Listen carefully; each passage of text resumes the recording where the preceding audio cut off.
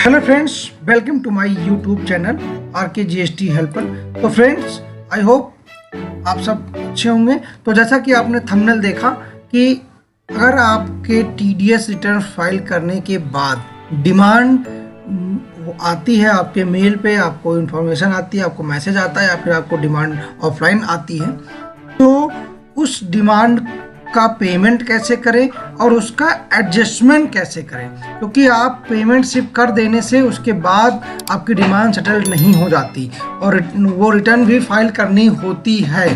तो इसलिए आप अपने रिटर्न को फाइल ज़रूर करिए। तो उसी के लिए मैं आपको स्टेप बाय स्टेप आज प्रोसीजर समझाऊंगा क्या आपको करना है, रिटर्न फाइल कैसे सेटलमेंट करनी है। क्योंकि जब आप पेमेंट करने के बाद भी कई लोगों का कमेंट मेरे पास आया कि सर जी पेमेंट करने के बाद भी वो मुझे डिमांड शो कर देखे, जैसे आउटस्टैंडिंग डिमांड ये शो कर रही है 240 रुपीज़, क्योंकि डिमांड आई हुई थी।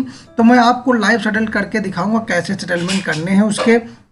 लेकिन उसके पहले पेमेंट आपको मैं दिखाऊंगा कि आप सबसे पहले पेमेंट भी करके आप वो पेमेंट स्टेप बाय स्टेप कर लीजिए, फिर आप अपने रिटर्न को फाइल करिए।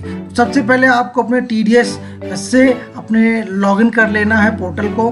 TDS पोर्टल मतलब आपको TDS के अकॉर्ड अपनी जो इनकम टैक्स की साइट है उस पर अपने TDS करें अपने टैन से लॉगिन कर लेना है।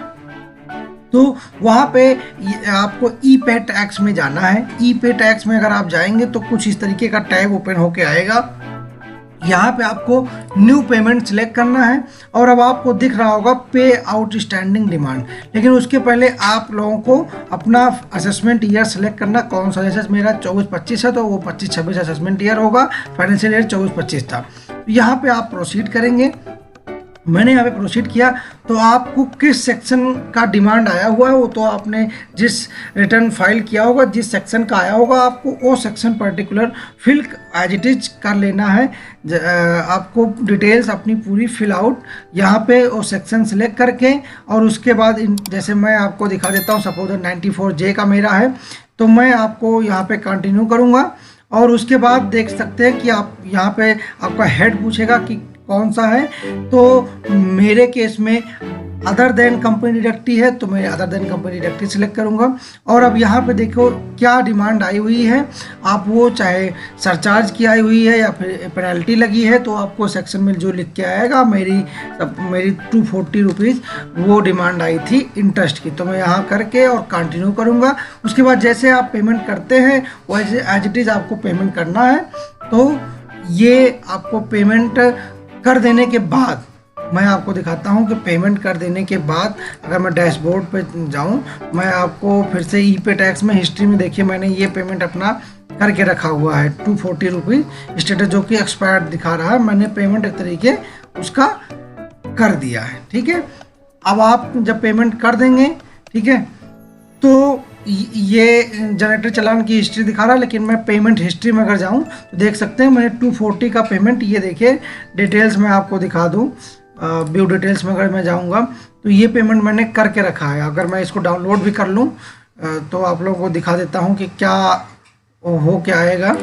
ये ओपन कर देता हूं। इस तरीके का जैसे आप चालान अपना पेमेंट करते हैं तो वो पेमेंट आप जैसे रेगुलर पेमेंट करते हैं वैसे ये नॉर्मली पेमेंट वो इंटरेस्ट पार्ट में पेमेंट हो जाएगा। देखो ये मेरा 240 का पेमेंट आप स्क्रीन पर देख सकते हैं कि 240 का पेमेंट मैंने कर रखा है इंटरेस्ट में। ठीक है, अब चलते हैं अपने पोर्टल पे, जहाँ पे उसके पहले क्या करना है, आप लोगों को यहीं से व्यू फिल फॉर्म्स में जाना है और जिस चालान के जो आप में इंटरेस्ट आया हुआ है उसको भी डाउनलोड कर लेना है, या फिर यहीं से आपको ये RR नंबर जो होता है इसको कॉपी कर लेना है।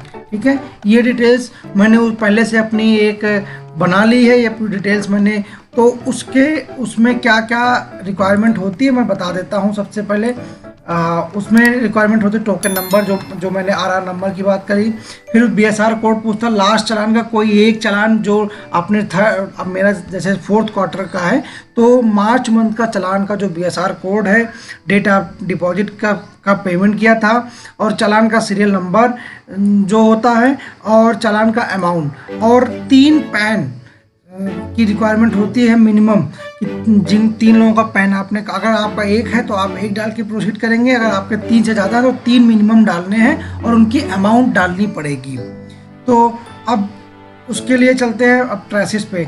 जब अपना ट्रेसिस आप लॉगिन कर लोगे तो कुछ इस तरीके का ओपन होकर गेट पे आता है। तो यहाँ पे दिख रहा होगा आउटस्टैंडिंग डिमांड। ये आउटस्टैंडिंग डिमांड जब दिख रहा है तो आप इस पर क्लिक करेंगे, ठीक है। जब आप लॉगिन करेंगे कुछ टैब इस तरीके का आता है। यहाँ पे फर्स्ट टाइम आता है, देखिए यहाँ पे कोई आउटस्टैंडिंग डिमांड नहीं दिख रही है। तो मैंने पहले से लॉगिन करके रखा था, वो मैं चाहूँ तो यहाँ पे ट्रैक करेक्शन रिक्वेस्ट में जा सकता हूँ, लेकिन आपको स्टार्टिंग से बताता हूँ कि आप कंफ्यूज ना होइए कि सर जी आपने तो दूसरे तरीके बताया और मेरे में तो दिख ही नहीं रहा है। तो आप सीधे डैशबोर्ड पे जब क्लिक करेंगे तो अब आपको ये नीचे टैब में देखिए 240 का आउटस्टैंडिंग डिमांड दिखा रहा है ना। ये आउटस्टैंडिंग डिमांड जो दिखा रहा है तो आप इस पर क्लिक करेंगे। आपने इस पर क्लिक किया तो आपको ये सिलेक्ट करने के लिए कहेगा कौन से फाइनेंशियल ईयर का है। जैसे मेरा एक ही है, आपके कई हो सकते हैं, तो वो कई आपको अलग अलग चालान अगर आपने पहले से पेमेंट करके रखे हैं तो आप उसको एडजस्टमेंट कर सकते हैं, लेकिन मेरा एक ही है। तो मैं अब यहाँ पे क्लिक करता हूँ 24-25 पे। अब वो क्वार्टर सिलेक्ट करने के लिए वो मांगेगा, तो आप इसको क्वार्टर सिलेक्ट करके और गो कर दीजिए, ठीक है। यहाँ पे ऑलरेडी डिटेल्स देखिए क्वार्टर नंबर 4 आ रहा है, आप क्लिक करेंगे, फिर ये आपको दिखा रहा है नेट पेएबल अमाउंट 240, ठीक है। अब यहाँ पे क्या दे रहा है, click proceed button if you want to submit the request downloaded justification report, otherwise click to cancel button. तो ये आप चाहे आप प्रोसीड कर सकते हैं अगर आपको जस्टिफिकेशन रिपोर्ट चाहिए, तो अदरवाइज कैंसिल आप कर सकते हैं, ठीक है। क्योंकि अब आपने मान लिया है कि आपको पेमेंट है, अगर आप जस्टिफिकेशन चाहते हैं तो आप क्लिक करके प्रोसीड करें। अब यहाँ पे आपको रिक्वेस्ट जनरेट करनी होगी, रिक्वेस्ट फॉर करेक्शन। तो मैं करता हूँ, देखिए यहाँ पे दे रहा as you do not have registered digital signature you are possible to apply challan correction interest payment add challan to statement. तो यहाँ पे आप प्रोसीड करिए। फिर आपको ये फाइनेंशियल ईयर सेलेक्ट करने के लिए बोला जाएगा, तो आप फाइनेंशियल ईयर सेलेक्ट कर लीजिए और क्वार्टर नंबर कौन सा था और फॉर्म टाइप कौन सा था, ठीक है, और कैटेगरी क्या है ऑनलाइन। उसके बाद आप रिक्वेस्ट करिए सबमिट रिक्वेस्ट, ठीक है। रिक्वेस्ट फॉर करेक्शन में आप जब जाएंगे तो देखिए statement of criteria has been enabled correction and correction either progress. तो मैंने पहले से करके रखा है, इसलिए मेरा प्रोसीड आप लोगों को प्रोसीड करेगा। जब आप इस पर क्लिक करेंगे और टैब में दिखाऊंगा कैसे ओपन हो के आएगा। मैं ऑलरेडी कर चुका हूं, तो मुझे जाना, अगर आप एक बार पहले कर चुके हैं, बाहर जा चुके हैं किसी कारण से, तो आपको जाना है ऊपर डिफॉल्ट्स में, उसके बाद ट्रैक करेक्शन रिपोर्ट में। यहाँ पे आप व्यू ऑल करेंगे तो ये देखिए इन प्रोग्रेस मेरा दिखा रहा है। आप लोगों का वो स्टार्ट होगा तो इन प्रोग्रेस नहीं दिखाएगा। तो यहाँ पे अब आप इन प्रोग्रेस पे देखिए हाइपरलिंक आ रहा है, इस पे आप क्लिक करेंगे तो ये अब आपसे कोड पूछेगा। ये कोड आप अगर आपने दिन भर में पहली बार जनरेट कर लिया तो ऑटोमेटिक आ जाता है, अदरवाइज आपको जनरेट करना होता है।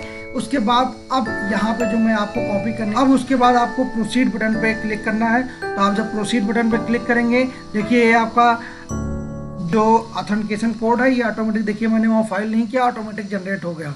अब ये जो जनरेट हुआ था मैंने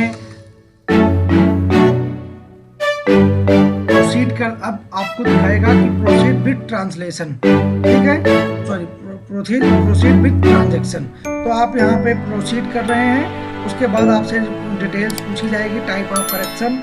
तो सबसे पहले आपको चालान को ऐड करना है, लेकिन सबसे पहले एक जरूरी बात आपको मैं बता दूं कि पेमेंट करने के 24 घंटे बाद मिनिमम आपको इस पोर्टल पे लॉगिन करके करेक्शन के लिए आना, क्योंकि चालान जब आप पेमेंट करते हैं तो 24 घंटे सेटलमेंट का होता है। सेटलमेंट करने के बाद तभी चालान आपको दिखेगा, अदरवाइज आपको दिखेगा नहीं। तो इसलिए मैं पहले आपको बता दे रहा हूँ कि पेमेंट करने के 24 घंटे बाद आप ट्रेसिस पे लॉगिन करके अपने चालान को सेटलमेंट करेंगे, अदरवाइज आपका चालान दिखेगा नहीं तो आप सेटलमेंट नहीं कर पाएंगे। तो मैं ये चीज़ पहले बता दे रहा हूँ कि सर जी आपका तो हो गया, हमारा नहीं हुआ, तो वो चीज़ें मैं बता दे रहा हूँ कि आपको 24 घंटे के बाद करना है।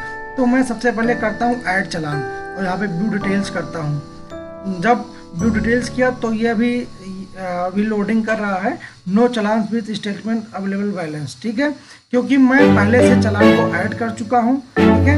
तो इसलिए वो नहीं दिखा रहा है क्योंकि मैं प्रोसीड कर चुका था। ठीक है, तो अब ये देखिए यहाँ पे ब्लू कलर का आ गया है। ठीक है, आप इसको अगर टिक करेंगे अब आपको देखो हाइपरलिंक होके आ गया क्योंकि मेरा चालान ऑलरेडी इसमें ऐड है। तो ऐड चालान द स्टेटमेंट इसको करेंगे तो देखो ये चालान की डिटेल्स ओपन होके आ गई है। जो आपने BSR कोड आपके चालान का रहा होगा वो चीजें, अमाउंट, सीरियल नंबर, सब पेमेंट। तो आप सब देख सकते हैं कि यहाँ पे आप जब एडिट करने जाएंगे उसके बाद आपको क्लेम करना है इंटरेस्ट। तो मैं आपको पहले एडिट चालान करके दिखा देता हूँ। यहाँ पे आपको अमाउंट क्लेम एज इंटरेस्ट जो आपने पेमेंट किया है, कितना इंटरेस्ट का पार्ट है, कितना लेवी का पार्ट है, वो आपको डिटेल यहाँ पे फिल करनी है। उसके बाद उसको सेव कर देना है। फिर वो आएगा प्रोसीड टू इंटरेस्ट। ठीक है, जब आप प्रोसीड टू इंटरेस्ट करेंगे तो ये देखिए डिटेल्स आपका क्लेम्ड एज इंटरेस्ट आपने कितना किया है।